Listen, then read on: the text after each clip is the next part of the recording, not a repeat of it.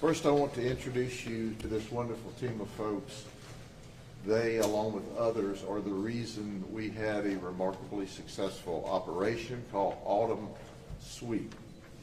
We were joined by One More Child, Heartland for Children, DCF, Lake Wells Police, Davenport Police, Clearmont Police, Auburndale Police, St. Cloud Police, Winter Haven Fire Rescue, Lakeland Police, Haines City Police, Winter Haven Police, Haines City Police, Marion County Sheriff's Office, Lake County Sheriff's Office, Tampa Police, and the State Attorney's Office. Now, also speaking today will be Captain Toddy Thompson from Lakeland, Chief Parker from Davenport, Chief Velasquez from Lake Wells, Joni Domingue from One More Child, Katie and Parchment from Heartland for Children. I'm going to give a brief overview of what occurred, and then we're going to focus on a couple of topics.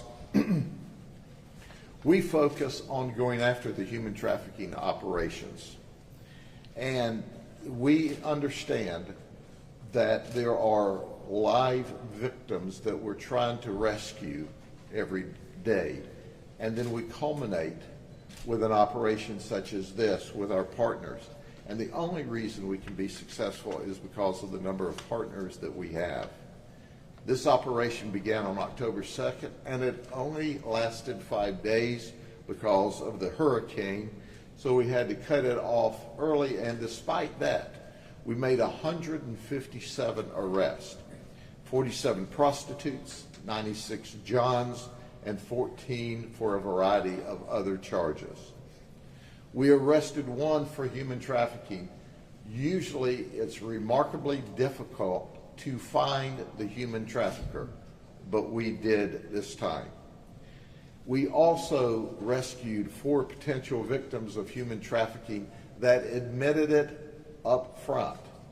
Now, our wonderful NGOs that are here today will follow up with all of these people, because after creating a relationship and partnership, usually they identify others who, once they become accustomed to the NGOs and see that they're there to help them, may also be noticed. But we are excited that we were able to rescue 4 potential victims of human trafficking.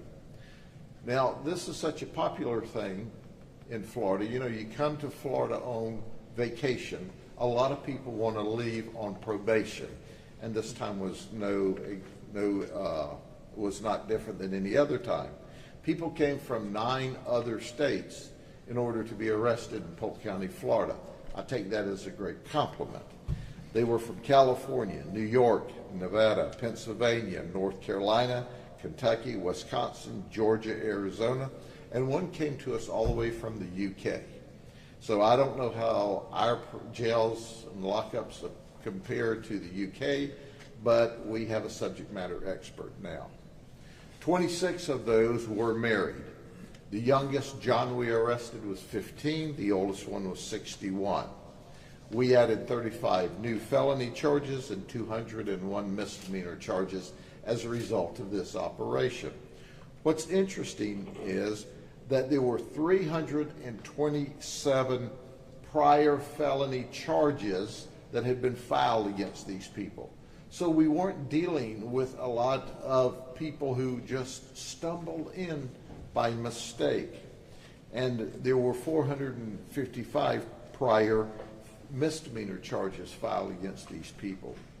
Now, these that we arrested, some of the charges included 2 counts of homicide, that are 2 people charged with homicide. Apparently those were null prost in the process, vehicle homicide, kidnapping, robbery, and an sundry of other charges. So there was some very bad people that we arrested. Now, for just a moment, I want to focus on what I think is a huge concern, and that huge concern is those that came here illegally. So I'm going to roll out a couple of things for you. First, I want you to see this chart. 25 illegal immigrants were arrested in this operation. They were from Venezuela, Cuba, Colombia, Guatemala, Honduras, and Mexico. 16% of these total arrests were people who should not even have been in this country, but they were here. And they were here because we have a federal government that enabled these criminals to come into the country and then treated them very well after the criminals came here illegally. So let me share a story with you, and then I'm going to read a quote for you and then let you see a video. The prostitutes that came here, several of them had to pay off a coyote debt. Some of them said, hey, we did it because it was easy money. Others said, well, we came here and we were illegal, we couldn't get employment, so we turned to prostitution. Some of them said, we were threatened and our family was threatened if we did not prostitute for the coyotes or for the human traffickers. So I'm going to tell you one story about one of our suspects, Maria, and that's not her real name. She's from Venezuela. She made a conscious decision to come to this country to commit crime. She flew into Mexico from Venezuela. She walked across from Juarez, Mexico, into El Paso, Texas, with her 1-year-old child, where she was greeted by the Border Patrol. Did you hear what I said? She was greeted by the Border Patrol. There was no sneaking. She flew in, she got here, she simply walked across the open border. There is no border security at the southern border. Zero. It doesn't exist.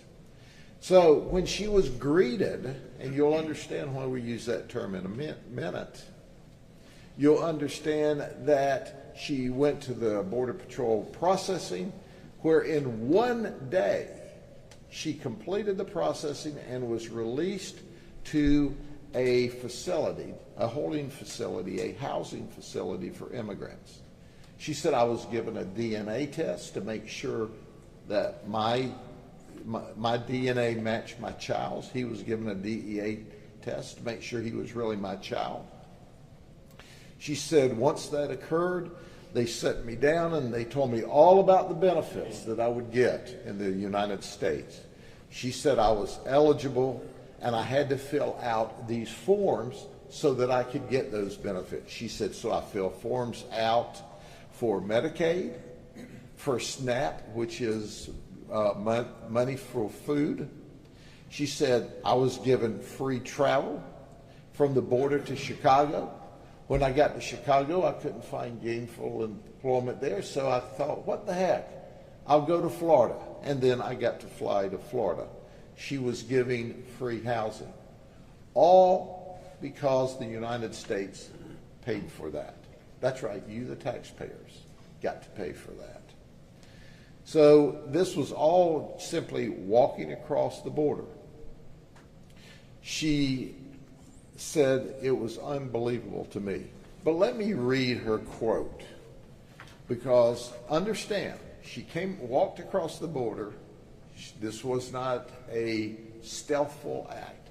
And then they gave her free travel, free housing, free food, free medical care.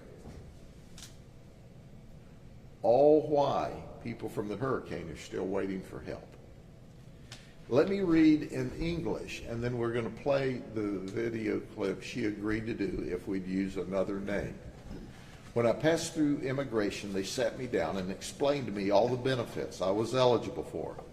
I was told I could apply for government assistance. I could apply for health medical insurance for my son, and I could apply for food assistance.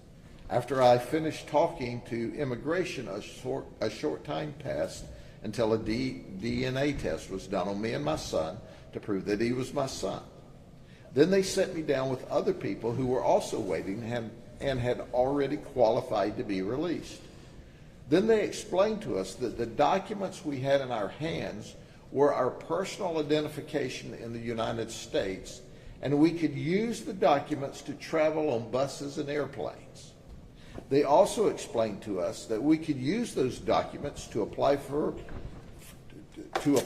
our documents to become legal here. And after that, they explained all after they explained all of the benefits, they said, "Welcome to the United States of North America." And from there, they transported us to a refugee camp. And all of this occurred in one day. So welcome to the United States. This is someone who just crossed the border illegally and to commit crime. And they were not only welcome to the United States, but then they were giving all kinds of benefits at the cost of the taxpayer. So let's listen to her in her words, and then we'll move on from there to other topics.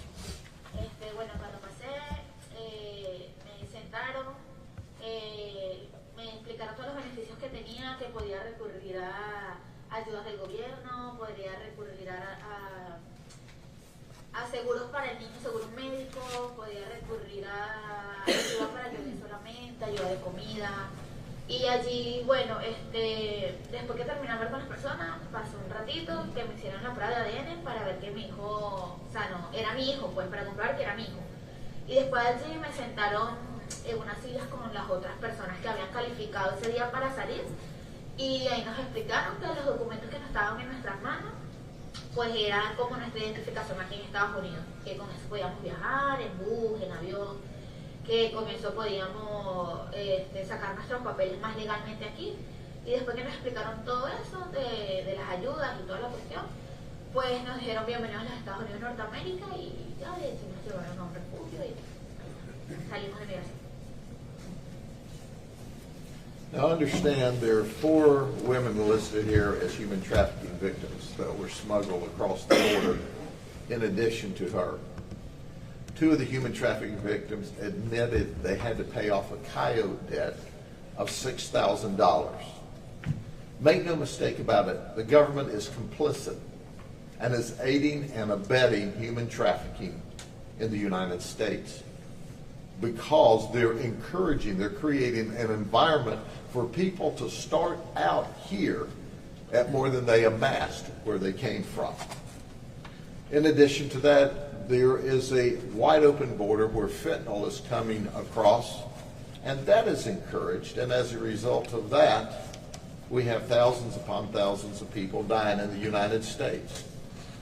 And then the best that our federal politicians can say was, well, it didn't kill as many people this year as last year. I don't even need to comment more about that.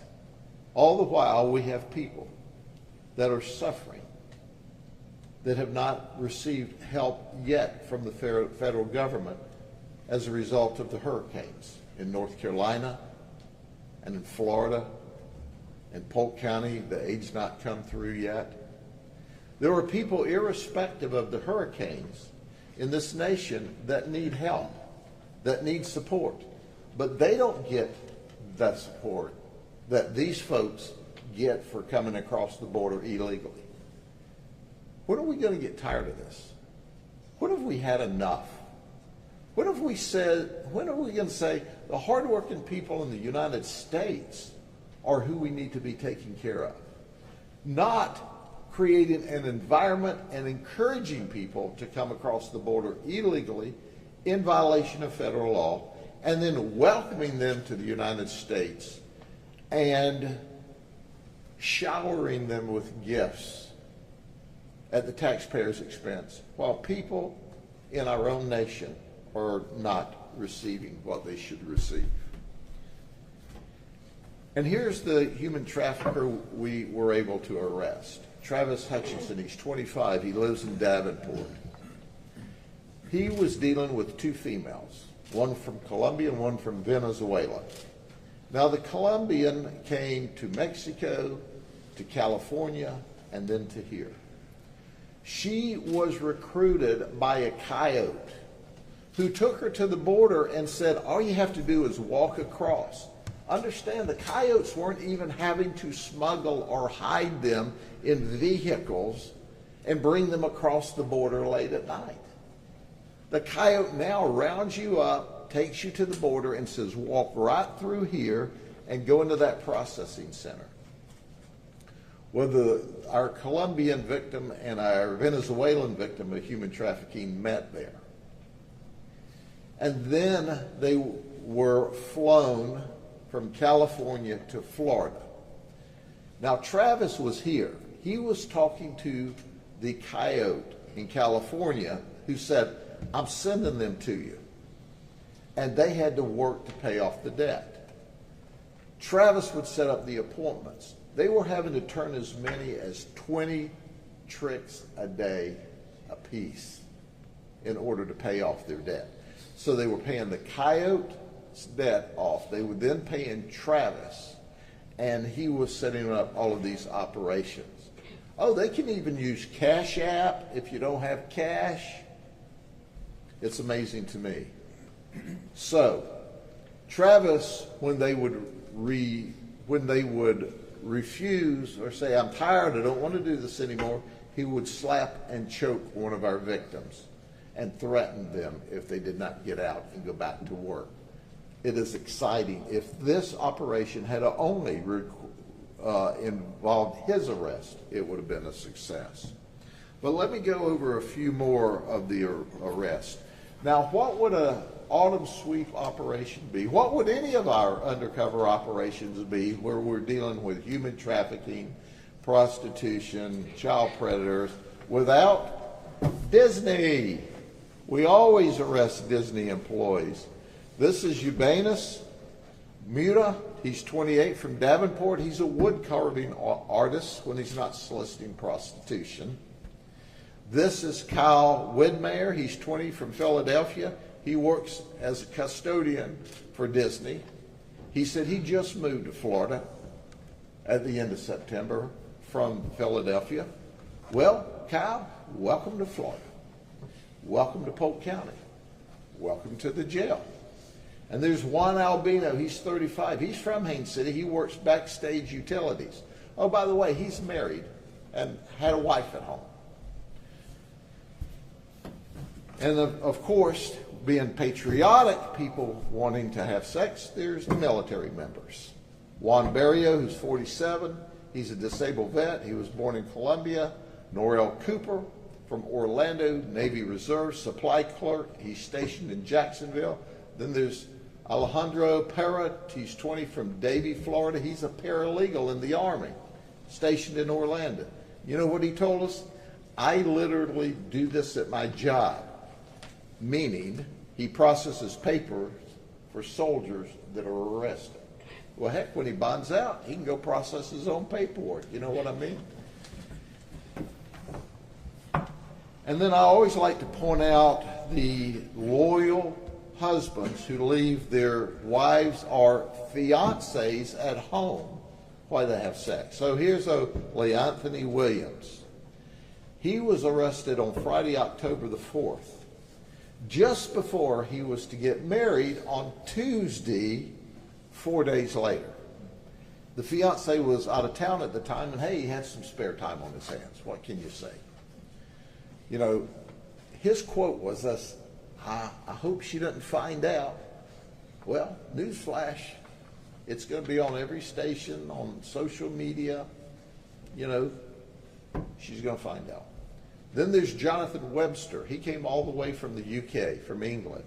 He was here on a 2-week vacation with his fiancée, and his fiancée thought he was going to Walmart. Well, it was a Walmart of sorts. It was a Walmart of sex, a Walmart to get caught. But Jonathan's fiancée now knows that he wasn't at Walmart. He was at Grady Mart. Dominique Price, 30, from Mineola. His fiancée is pregnant. He told her that he was going to the gym for a little exercise. I guess you could call that exercise.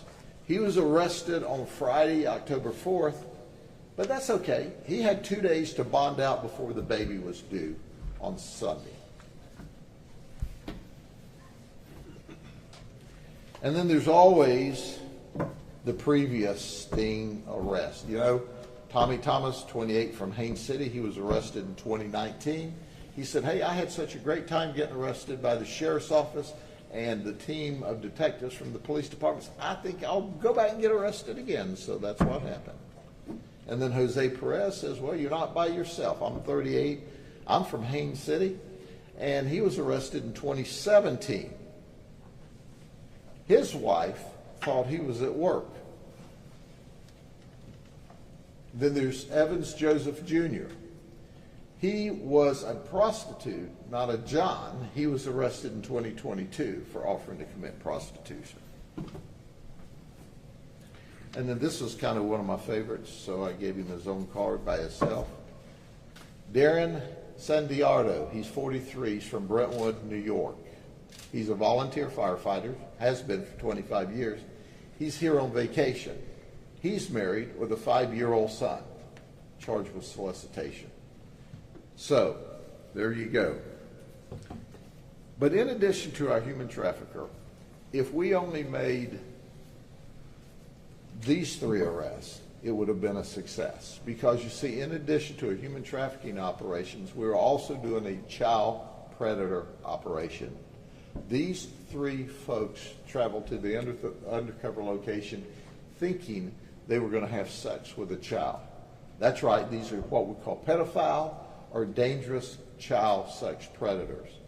Michael Gillis is from Eden Prairie, Minnesota. Now there's a story about that. He was arrested in Minnesota for trying to have sex with a 14-year-old little boy. Not only was he arrested for trying to have sex with a 14-year-old little boy, but he was out on an $85,000 bond from that charge. So he came to Orlando to work as a videographer, and he thought, well, you know, I'm out on bond. Heck, let me go see if I can pick up a 14-year-old in Florida. And that's what he did. He showed up at our operation, and he was promptly arrested again for trying to have sex with a 14-year-old little boy, where he was put in jail on a $72,000 bond and required to have an ankle monitor. Well, you would think Minnesota would revoke his bond and say, hey, if you're out, you've got children at risk. But, you know, he hasn't been to trial yet. They haven't even revoked his bond.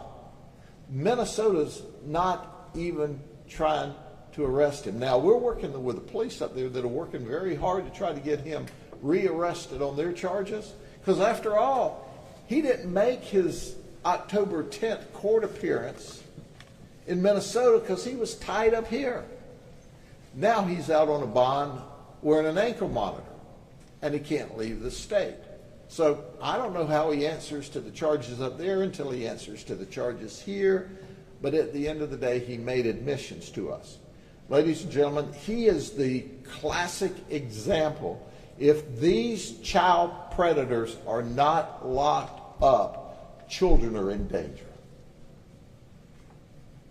And you would think that he would be afraid or scared or worried from his arrest in Minnesota doing the same thing.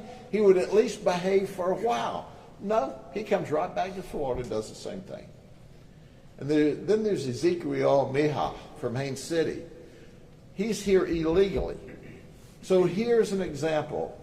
I want the current administration, the federal government, to understand, because you encourage, because you don't have any border security, that you are not only allowing but encouraging illegal people to come into this country to commit crime, to include child sex predators. He came here illegally, and his goal was to find a 14-year-old child and have sex with her. And that's what he was trying to do if it weren't for our great detectives that stopped it. They traveled, folks. They actually showed up at a strange house in a strange community, in a strange neighborhood, in a strange county to have sex with a child. That's how dangerous. And he told them during his communication with what he thought was a 14-year-old child, you know, I could get in big trouble if I get caught. You think? Oh, by the way, did I tell you he's married with a 7-year-old daughter? And he sent his wife and daughter to North Carolina because of the threat of the storm, and he thought, hey, my wife and daughter are gone, the storm's not here yet, I'll just go see if I can have sex with a 14-year-old little girl. And then there's Brandon Orr, he's 28 from Kissimmee. He tried to have sex with a 14-year-old little girl. Newsflash, he is a lifeguard at Disney Art of Animation Resort. So he gets to be a lifeguard and sit up and look at children all day long while Disney's paying him. Did I tell you he's engaged to be married too? His wife, his future wife, can do what she wants, but I'm just thinking through this. You may want to go try to find you somebody else that's not a pedophile, not a child sex predator, because he's going to prison for a long time. We're going to do our best, because our state attorney, Brian Haas, is the very best. His team is the very best. We're going to try to put them in prison for a long time. So I'm going to start with the chiefs, and then we're going to have our NGOs speak to you for just a second.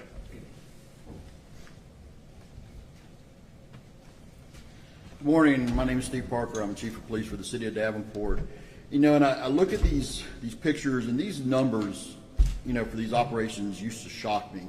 You know, 150, 200 in one operation. But we do it so often now, it's not surprising anymore. But to me, what is surprising is some of the ancillary crimes and the immoral acts that spawn off of these types of things, some of the things that Sheriff Judd talked about. To me, that's what's kind of shocking. You know, I want to thank Sheriff Judd and his team and all of our law enforcement partners here in Polk County and in the entire Central Florida area for participating in this type of operation. And these things like this is what we need to bring to the forefront to eradicate this.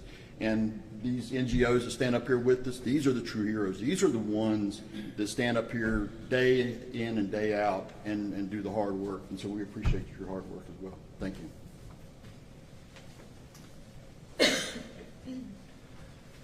I'm Captain Ty Thompson. I'm here on behalf of the Lakeland Police Department. I happen to be the division commander of our Special Investigation Division, who is a participant in this operation. We'd like to thank Sheriff Judd and the Polk County Sheriff's Office for their proactive stance against crimes like this against our community. I'd just like to say, in addition to that, I know that this operation in and of itself is very labor intensive for those detectives and those investigators and law enforcement officers that are involved in it. Not only were they tied up on a very labor intensive operation that lasted well into the early morning hours of every night, that required multiple hours of overtime, they also were greeted by Hurricane Milton on the tail end of this. And some of those very detectives and police officers and law enforcement professionals are still out on the streets of this community trying to put it back together. So I'm very proud to be a part of this law enforcement community in this county, and I'm very proud of the men and women that protect this community. Thank you. Good morning. I'm Chief Chris Velasquez with the Lake Wells Police Department, and I'd like to thank each and every one of the people that are here today and all of those that worked in this operation. It was an amazing initiative. When you think about the number of people, the number of staff that it takes to manage and to run an operation like this, it's overwhelming. But with all of the folks that are partnered here today, this is just a snippet of what we do each and every day in this county. We work together hand in hand. It's all about doing the right thing. It's all about serving the public. It's all about providing justice to the victims. Look at all the people up here. It's easy to think that, you know, the police could have better things to do. Well, I want to ask each and every one of you and anyone that's out there watching, if you're thinking that we're out here just going after people that are looking for prostitutes and we could be doing other things, ask yourself how you would feel. Ask yourself if it was your son or daughter that was being victimized. So we've got some slow learners, 3 people rearrested. You know, what will it take? I can tell you right now, I can guarantee you that the people that are up here, this isn't their first time. This is their first time maybe being caught. So this is happening every day. Every day, thousands and thousands of people are being victimized, and they're committing these crimes. So we're going to continue until we can do an operation and we get 0, and then we'll still probably try it again just to see what happens.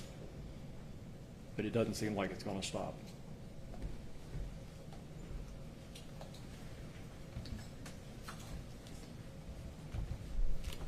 Good morning. My name is Jody Domingue. I am the Vice President of Program Operations and Public Policy. I oversee One More Child's direct care services to trafficking survivors in Florida, North Carolina, Tennessee, and Ohio, and also our prevention and legislative efforts nationally and globally. I would like to just offer our sincerest gratitude to the Polk County Sheriff's Office. I would also like to thank the Florida Human Trafficking Victim Fund in partnership with the Florida Sheriff's Association that provided critical resources for this operation. Because of them and our faithful partners at One More Child, we once again were able to be on the ground offering services. These services included advocacy, mental health counseling, lived experience mentorship. You're going to hear from one of our mentors today. Translation services, which are much needed, safe shelter, and much, much more. And we offer these services not only to the individuals who are able to be identified immediately as human trafficking survivors, but also those who are not ready to identify, those who are not ready to exit a life of sexual exploitation. What we know is that the majority of people who enter into a life of prostitution are doing so under the age of 18 years old.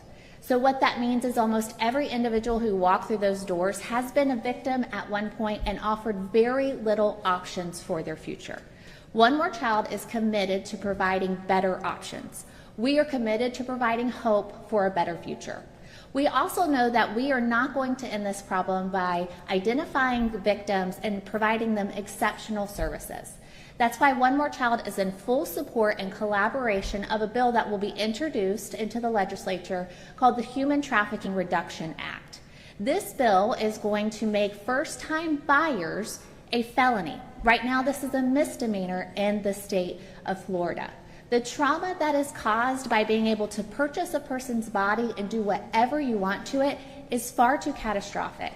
And the resources expended by the Polk County Sheriff's Office and other law enforcement agencies is far too much to be bound to only charging first-time offenses as misdemeanors. We will not arrest our way out of this problem with misdemeanors. It will also provide a secondary route of justice for trafficking survivors to be able to hold accountable those the players that have profited off of their trauma. It will improve the record relief process for survivors. And finally, it will provide more tools to law enforcement agencies to catch the bad guys, something Polk County Sheriff's Office does better than anybody else. I want to thank Sheriff Judd, the detectives here today, the different partners that we get to partner with for another successful operation. Because of you, bad guys are off the streets. And because of you, survivors now are on their path to healing and have a hope for a better future. And if you are watching this and you have been coerced or forced or convinced that you need to sell your body for profit, I'm here to tell you there is help. There is hope. Reach out to One More Child or any of the hotline numbers that will be provided to you today. Thank you.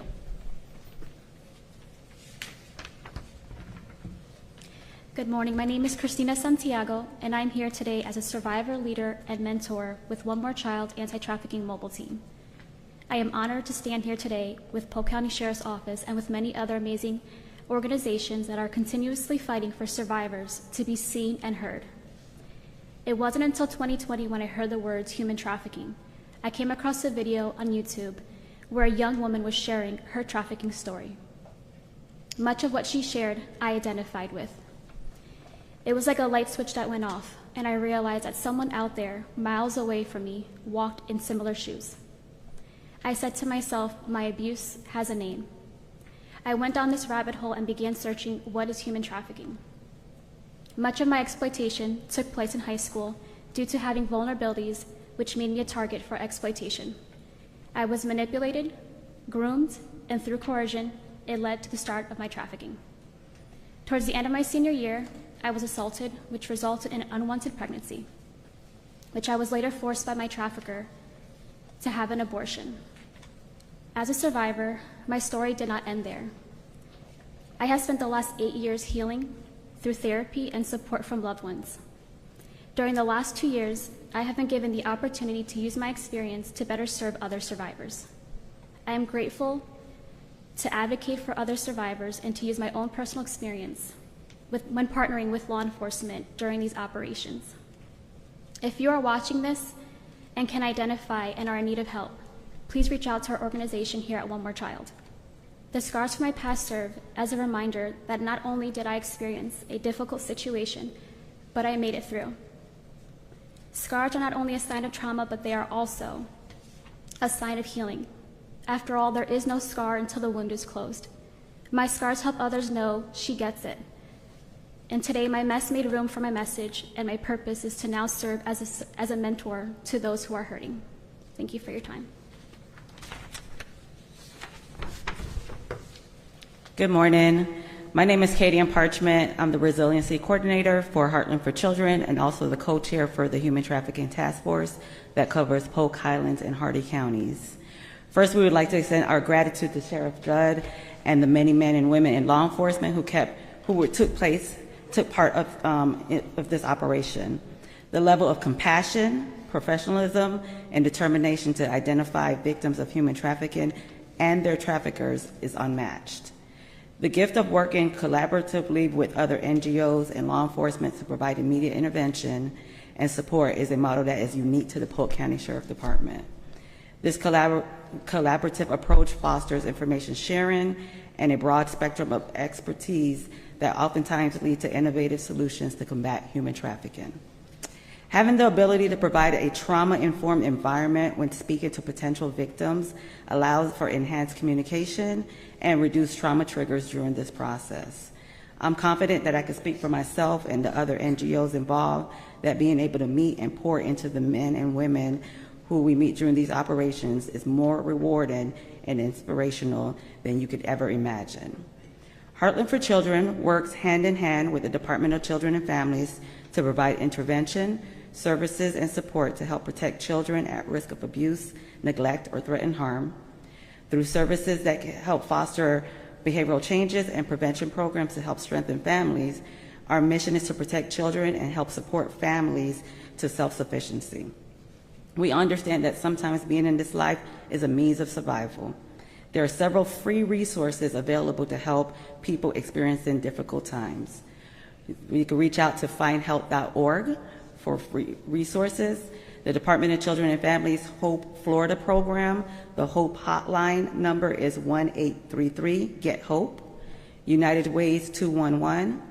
The National Human Trafficking Hotline, 1-888-373-7888.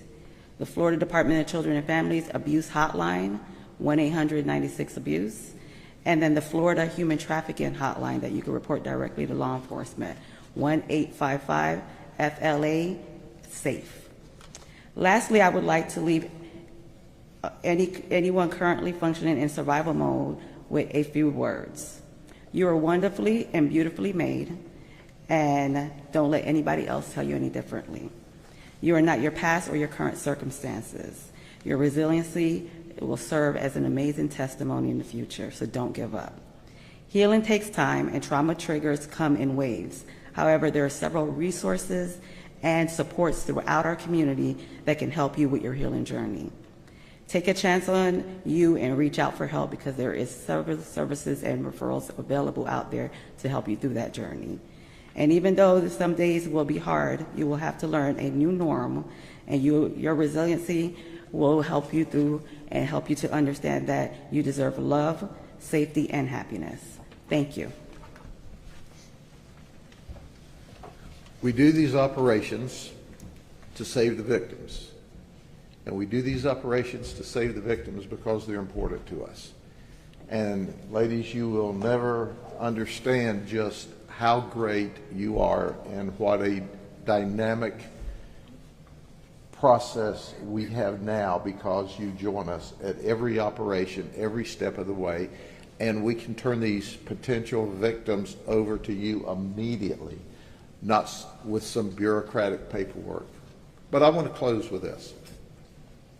Imagine for a second, a country where we had border security, where we did not spend millions upon millions upon millions of dollars dealing with illegal people coming across the border, the wide open border, welcomed with open arms, and given resources for just being illegal in our country. Imagine if we closed the border and could take those resources and spend them on the victims of human trafficking.